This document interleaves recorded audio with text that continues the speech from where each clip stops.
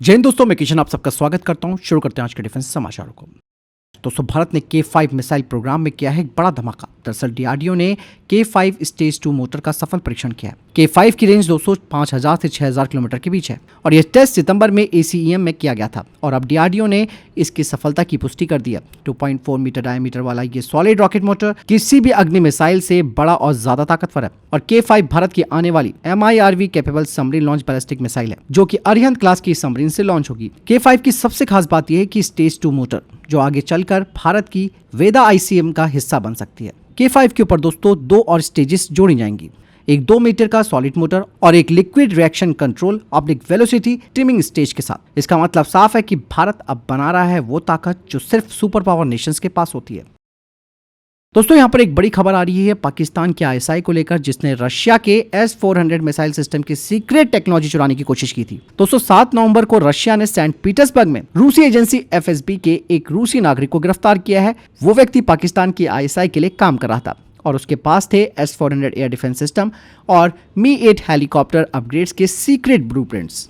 यानी कि पाकिस्तान रशिया से चोरी कर रहा था इंडिया से जुड़ी मिलिट्री टेक्नोलॉजी की और इस एजेंट के पास 500 से ज्यादा पेज के गुप्त दस्तावेज मिले हैं, जिससे सब कुछ साफ हो गया है। जिसमें कि मैंने कहा कि MI हेलीकॉप्टर के नए वेरिएंट का डिजाइन था, रडार सिस्टम के कोड्स थे और S-400 के फायर कंट्रोल एल्गोरिथम की जानकारी। जांच में पता चला कि ISI ने रशिया के लोकल इंजीनियरों को भर्ती करने के लिए ऑनलाइन फोरम्स और इमिग्रेंट नेटवर्क्स का इस्तेमाल किया। डेटा को इनक्रिप्टेड चैनल से तुर्की और UAE के रास्ते भेजा जा रहा था और दोस्तों, इस घटना के बाद रशिया भी बेचैन हो गया। रशिया ने साफ कहा है कि ये कोई मामूली चोरी नहीं थी, बल्कि हमारे स्ट्रेटेजिक एसेट्स पर सीधा हमला था और इस गिरफ्तार किए गए व्यक्ति पर देशद्रोह का आरोप लगाया और उसे 20 साल तक की जेल की सजा हो सकती है। रशिया और पाकिस्तान के रिश्ते पहले से खराब चल रहे थे क्योंकि पाकिस्तान अब अमेरिकी F-16 और चाइनीज J-10C पर ज्यादा भरोसा कर रहा है और अब इस जासूस के पकड़े जाने के बाद रशिया और पाकिस्तान के बीच दूरियां और बढ़ने वाली हैं। तो दोस्तों, रशिया ने ISI की एक बड़ी कोशिश नाकाम कर दी और पाकिस्तान दोस्तों फिर ऐसे काम कर सकता है, इसमें कोई दो राय नहीं है। इसलिए दोस्तों, रशिया को अब पाकिस्तान को बड़ा कड़ा सबक सिखाना पड़ेगा। फिलहाल आपको क्या लगता है कमेंट सेक्शन में लिखकर जरूर बताइएगा।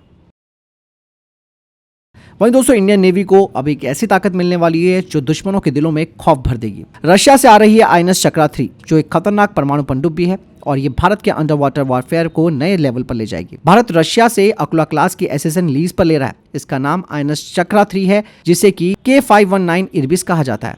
ये सौदा भारत के लिए काफी महत्वपूर्ण है क्योंकि इससे नौसेना को न्यूक्लियर सबमरीन चलाने का अनुभव, क्रू ट्रेनिंग और एक मजबूत न्यूक्लियर डिफेंस बनाए रखने में मदद मिलेगी। रशिया दोस्तों इस पनडुब्बी को पूरी तरीके से मॉडर्नाइज कर रहा है। इसमें एडवांस कॉम्बैट सिस्टम, अपग्रेडेड सोनार और लॉन्ग रेंज कैलिबर मिसाइलें लगेंगी जिनकी रेंज 1500 किलोमीटर है। हालांकि इन सबमरीन्स की डिलीवरी में देरी हुई है। वैसे तो ये पनडुब्बी 2025 तक आनी थी, लेकिन अब 2028 तक ही आ पाएगी। वजह आप सब जानते हैं, रशिया यूक्रेन का युद्ध और इवन वेस्टर्न सैंक्शंस लगे रशिया के ऊपर। इस पनडुब्बी को भारत के हिसाब से दोस्तों कस्टमाइज किया जा रहा है। इसमें लग रहे हैं भारत के अपने कम्युनिकेशन और सेंसर सिस्टम्स, ताकि ये बाकी इंडियन वॉरशिप्स के साथ मिलकर ऑपरेट हो सके। और इस पनडुब्बी के आ जाने के बाद भारत चाइना की नई पनडुब्बियों का भी मुकाबला कर सकता है, खास करके इंडो पैसिफिक क्षेत्र में। और सबसे बड़ी बात यह है कि INS चक्रा से जो एक्सपीरियंस भारत को मिलेगा, जो अनुभव भारत को मिलेगा, वो भविष्य में देश की अपनी न्यूक्लियर पनडुब्बी बनाने में काफी महत्वपूर्ण होगा और यही है असली मेक इन इंडिया की दिशा में एक बड़ा स्टेप। इसके अलावा दोस्तों, HAL ने तेजस मार्क 2 के प्रोडक्शन को तेज करने की पूरी तैयारी कर ली है और अब बिना फुल सर्टिफिकेशन के ही लिमिटेड प्रोडक्शन शुरू करने का प्रस्ताव दिया गया है। जी हां, HAL ने अब प्लान बनाया है कि तेजस मार्क 2 का निर्माण 2034 से हर साल 24 फाइटर जेट्स की रफ्तार से किया जाएगा। इसके लिए HAL अपनी 3 प्रोडक्शन लाइनों को तैयार कर रहा है जो अभी तेजस मार्क 1A प्रोग्राम के लिए इस्तेमाल हो रही हैं। 2033 के बाद जैसे ही मार्क 1A का प्रोडक्शन खत्म होगा, उसी समय ये तीनों लाइनें मार्क 2 के लिए पूरी तरीके से समर्पित कर दी जाएंगी। इस स्ट्रैटेजी के पीछे HAL का मकसद है डिलीवरी टाइमलाइन को कम करना और भारतीय वायुसेना के स्क्वाड्रंस कमी को जल्द से जल्द पूरा करना। HAL के 3 प्लांट, 2 बेंगलुरु में और एक नासिक में, मार्क 1A के 180 विमानों का निर्माण 2033 तक पूरा हो जाएगा और इसके बाद वही लाइनें मार्क 2 के प्रोडक्शन में काम आएंगी। और इन प्रोडक्शन लाइनों को मार्क 2 के लिए रिफिट करने में कम से कम 500 से 700 करोड़ रुपए का खर्च आएगा। और इवन दोस्तों, HAL इसमें प्राइवेट सेक्टर की कंपनियां जैसे कि L&T और डायनामेटिक टेक्नोलॉजीज को भी शामिल कर रहा है, जिन्हें एक तरह से वर्चुअल 4th लाइन कहा जा रहा है। इससे सप्लाई चेन मजबूत होगी और डिलीवरी तेज होगी। बात साफ हो जाती है कि मार्क 1A की तरह ये प्रोग्राम धीरे धीरे नहीं बल्कि तेजी से आगे बढ़ेगा।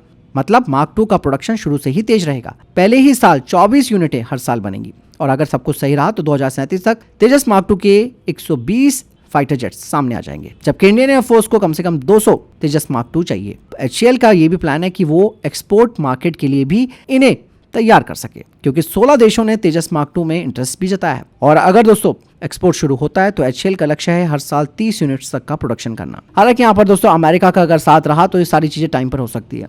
वहीं अमेरिका अगर थोड़ा सा भी बैकआउट किया तो फिर से हमारे सारे प्रोजेक्ट्स ढीले पड़ सकते हैं। हालांकि भारत तब तक अपना जो स्वदेशी इंजन है उसमें काफी हद तक प्रगति भी कर चुका होगा, जिसे DRDO की GTRE और फ्रांस की सैफ्रॉन बनाएंगे। लेट्स सी आगे क्या होता है, नतीजे तो तय वक्त बताएंगे।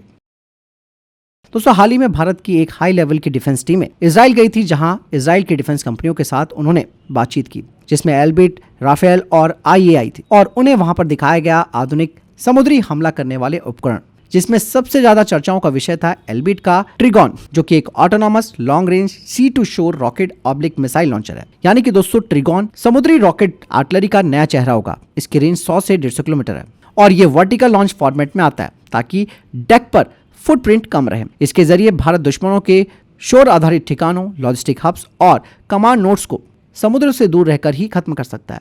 ट्रिगॉन का जो सॉल्वर रेट है वो 8 से 12 राउंड प्रति मिनट है, यानी एक साथ कई रॉकेट छोड़कर सैचुरेशन किया जा सकता है। इसके वॉरहेड मॉडलर्स भी हैं, फ्रेगमेंटरी और पेनिट्रेटर। और सबसे बड़ी बात यह कि इस सिस्टम को UAV या सैटेलाइट फीड से रियल टाइम बैटल मैनेजमेंट से जोड़ा जा सकता है। इसका मतलब रिस्क भी कम होगा और इम्पैक्ट भी ज्यादा पड़ेगा। लेकिन दोस्तों यहाँ पर भारत भी खाली हाथ वापस नहीं लौटा। बाकायदा ARD पुणे ने पिनाका को मरीन रोल देने की तैयारी तेज कर दी है, यानी कि एक तरीके का नेवी पिनाका जो C2C और C टू शोर स्ट्राइक कर सकता है। और बाकायदा दोस्तों कहा जा रहा है कि इसके प्रोटोटाइप का ट्रायल भी किया गया है, जिसमें कि इसकी रेंज 120 किलोमीटर तक थी।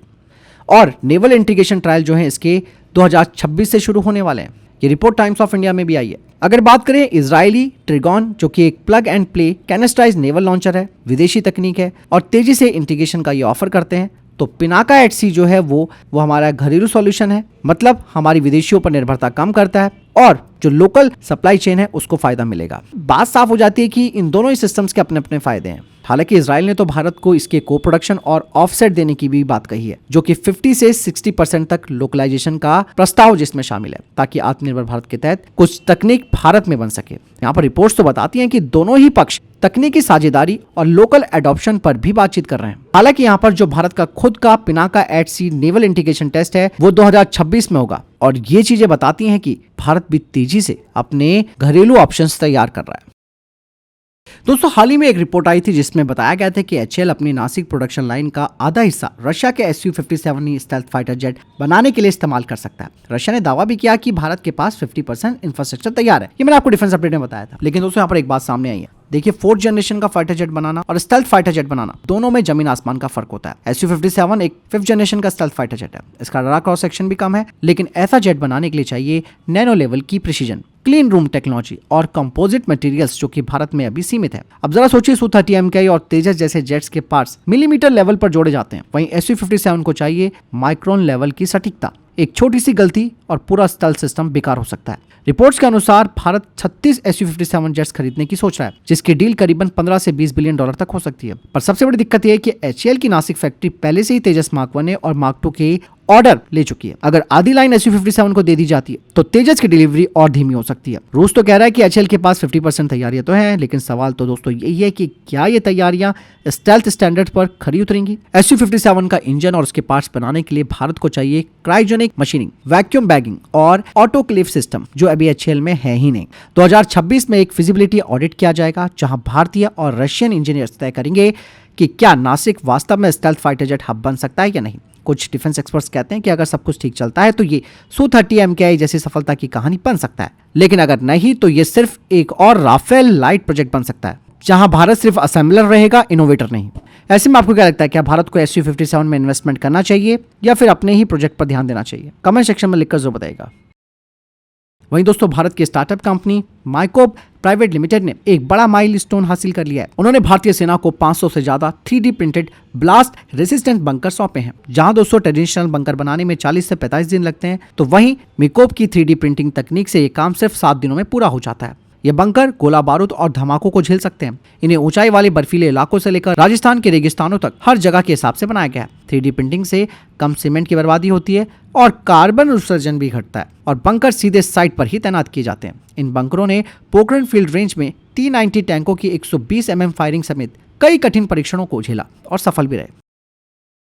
आईआईटी मद्रास ने तमिलनाडु डिफेंस कॉरिडोर के लिए एक क्वांटम कम्युनिकेशन नेटवर्क शुरू किया जो भारत की डिफेंस इंडस्ट्री को हैकिंग और साइबर जासूसी से बचाने में मदद करेगा। इस नेटवर्क से चेन्नई, होसूर, कोयम्बटूर, सेलिम और त्रिची जैसे शहरों की डिफेंस फैक्ट्रियां जुड़ेंगी और इसमें दोस्तों डेटा को फोटोन्स के जरिए भेजा जाएगा जिससे कोई भी हैक या कॉपी नहीं कर सकता। इस टेक्नोलॉजी को क्वांटम की डिस्ट्रीब्यूशन कहते हैं, यानी कि डेटा 100% सुरक्षित रहेगा। ये नेटवर्क 2026 से चालू हो जाएगा और आगे चलकर पूरा भारत का क्वांटम इंटरनेट बनेगा। ये सिस्टम डिफेंस कंपनियों जैसे कि एल&टी, टाटा, बेल को सुरक्षित तरीके से डिजाइन और डेटा शेयर करने में मदद करेगा और सरकार ने इसके लिए 6,000 करोड़ रुपए की नेशनल क्वांटम मिशन योजना भी शुरू की है।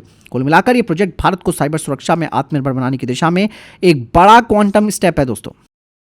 दोस्तों डीआरडीओ अब एक ऐसे सौर ऊर्जा से चलने वाले एयरशिप पर काम कर रहा है जो हफ्तों तक आसमान में उड़ते रहेंगे और दुश्मन की हर हरकत पर 24 घंटे नजर रखेंगे। ये कोई साधारण एयरशिप नहीं बल्कि ये स्ट्रेटोस्फेरिक एयरशिप 17 से 22 किलोमीटर की ऊंचाई पर उड़ान भरेगा, यानी कि सैटेलाइट से नीचे लेकिन हवाई जहाजों से बहुत ऊपर। इस ऊंचाई से ये चाइना और पाकिस्तान की सीमाओं तक सब कुछ लाइव देख सकता है। इस एयरशिप की सबसे खास बात यह है कि ये पूरा सिस्टम सौर ऊर्जा पर चलता है। दिन में ये अपने सोलर पैनलों से बैटरी चार्ज करता है और रात में उन्हीं बैटरियों से चलता रहेगा, यानी कि फ्यूल की जरूरत नहीं, कोई मेंटेनेंस नहीं। इसमें अत्याधुनिक सेंसर्स लगाए जाएंगे जैसे कि आईएस रडार, इंफ्रारेड कैमरे और थर्मल डिटेक्टर्स जो दुश्मन के स्टेल्थ ड्रोन, क्रूज मिसाइल्स और घुसपैठी विमानों को भी पकड़ सकते हैं। डीआरडीओ का यह सिस्टम इंडियन एयरफोर्स के लिए गेम चेंजर साबित हो सकता है क्योंकि जहां अवाक्स या फाल्कन सिर्फ 9 घंटे तक उड़ सकते हैं, वहीं एयरशिप 30 दिनों तक लगातार हवा में रह सकता है। और इसे बना रहा है डीआरडीओ का एआरडी लैब और हाल ही में इसके ट्रायल्स भी सफल हुए हैं। फिलहाल इधर तक के टॉप डिफेंस अपडेट। वीडियो के सामने कोई प्रश्न जवाब है, आपको सवाल कमेंट सेक्शन में लिखकर जरूर पूछ सकते हैं। वीडियो को लाइक और शेयर जरूर कीजिएगा। जय हिंद, वंदे मातरम।